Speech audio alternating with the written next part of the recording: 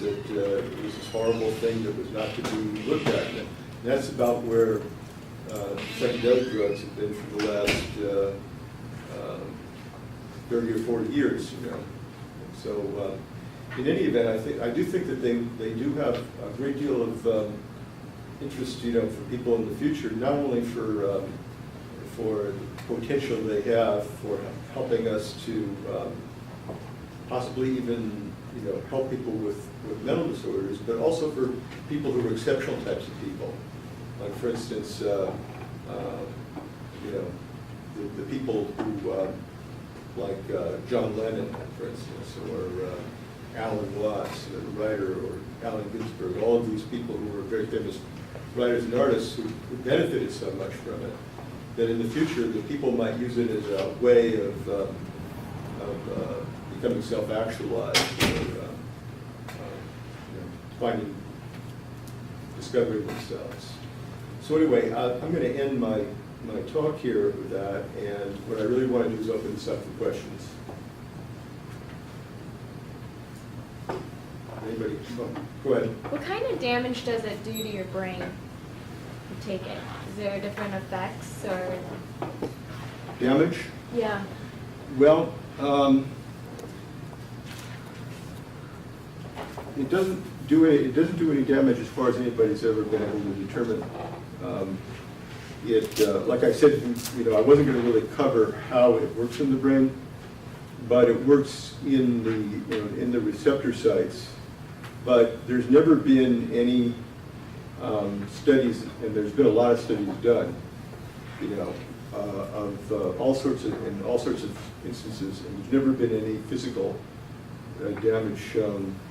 And most of the, you know, people who considered to be, you know, have problems with it were people who had pre-existing mental disorders to begin with.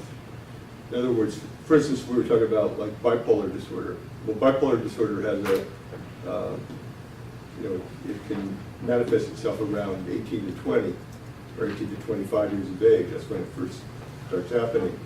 So a lot of young people who, back when the counterculture was active, started getting interested in using LSD, you know, when they were 18, 19 years old. So if they had pre-existing bipolar disorder, some of them, you know, all of a sudden their bipolar became very evident very quickly, and it became, you know, triggered off to the point where it became out of control.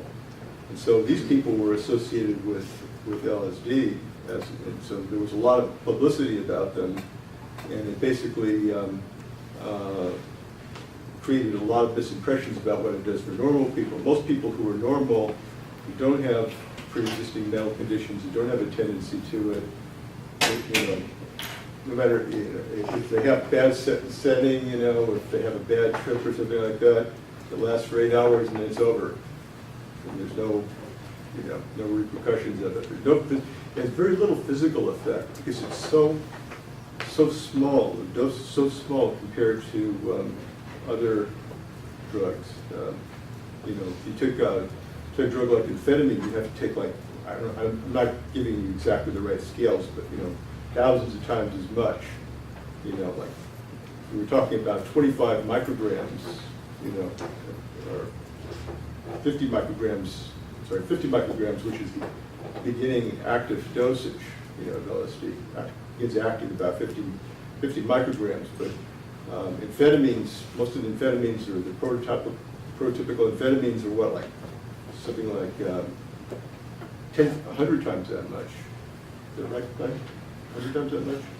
100 times that much. And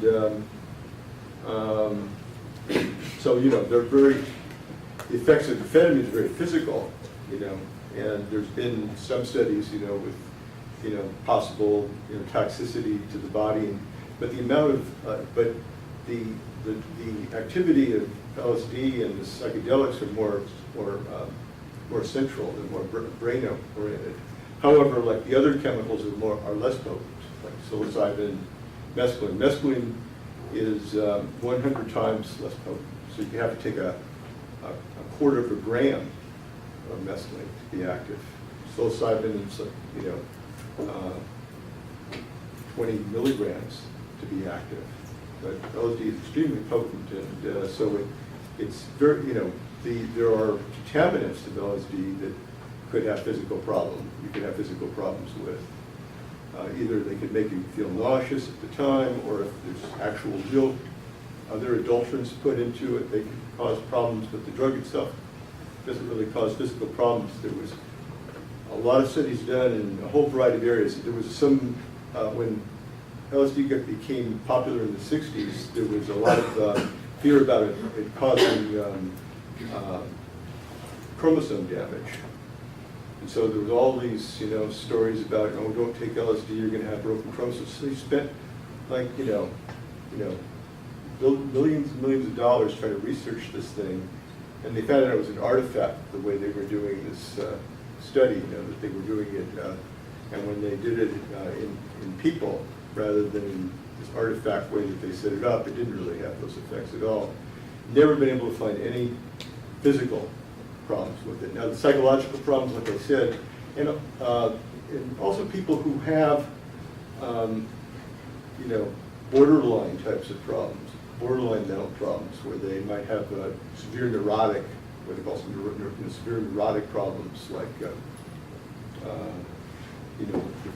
mild depression or something like that. It could be attenuated a little bit by, but it wouldn't be trigger into a severe depression. So it's really something that some people also have a regular difficulty with it because they have a great need to control themselves. One of the studies they did was they found that people who have a high degree of need to control themselves for self-control have a very difficult time with LSD because LSD challenges you.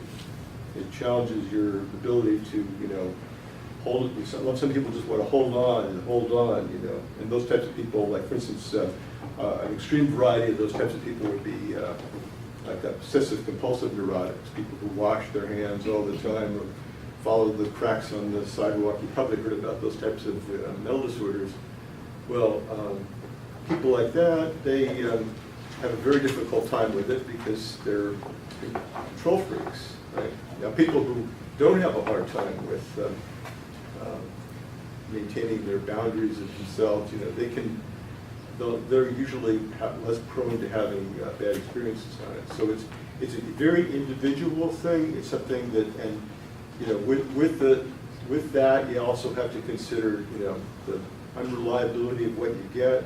It's a very difficult thing. If you're interested in this stuff in this day and age. I feel very lucky to have been, alive at a time when it was, less of a problem to have an experience with it.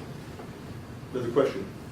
I know that like DMT is found naturally in the body and everything, and I was just wondering like what effects can just the normal amount of DMT we have in our body affect us? Like Rick Strassman said that it's like responsible for like alien abductions and stuff like that. I don't know. Rick Strassman said that? Rick Strassman? Yeah, that's what I heard. Oh well, I don't think that he said that, but he said that I think that he said that maybe that endogenous drugs in the brain might have led to people having unusual experiences. Yeah. Because see, DMT is not exactly DMT that's in the brain. It's a variant of DMT, and there's all of these drugs have a wide variety of analogs of them. So it's not like there's, and so people having unusual experiences can either be attributed to to them really having the experience, or to them thinking they have the experience. I don't think we really know that enough about consciousness to really know what all those types of experiences are all about. I think that for me, what they did was, psychedelics did was is they kind of like opened me up to the mystery of how many possibilities there might be. I don't think that they actually really ever showed me that this was the truth, that this is the way. It showed me that the things that people had told me were the truth and told me I had to believe in were just a whole, a very narrow range, and that there's a much wider range of possibilities for it, and made me realize how much I didn't know rather than how much I do know. it opened the door, but